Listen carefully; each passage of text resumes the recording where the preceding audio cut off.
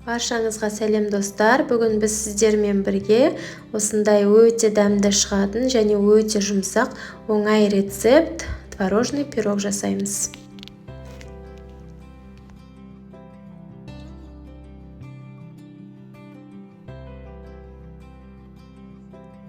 Олай болса кеттік. Алдымен сары майымызды аламыз және ұнымызды ұнтақтап өткізіп, осылайша қоспа дайындап аламыз.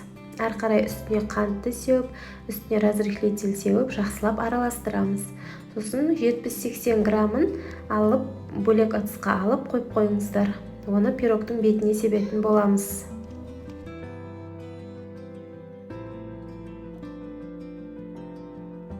Ал қалған қамырымызға бір жұмыртқаны салып, өте жұмсақ етіп, қамыр илейміз және холодильникке 30 минутқа қалдырамыз.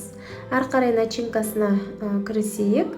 Творог, жұмыртқа, қант және сметананы алып, жақсылап араластырып, начинкасын дайындап қоямыз.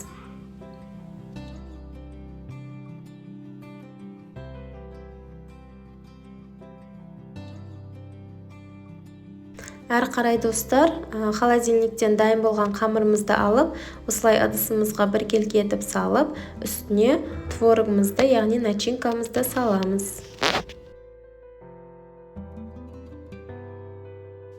Начинкасын салдық, біркелкі етіп, енді үстіне қалған ұнтағымызды сеуіп шығамыз.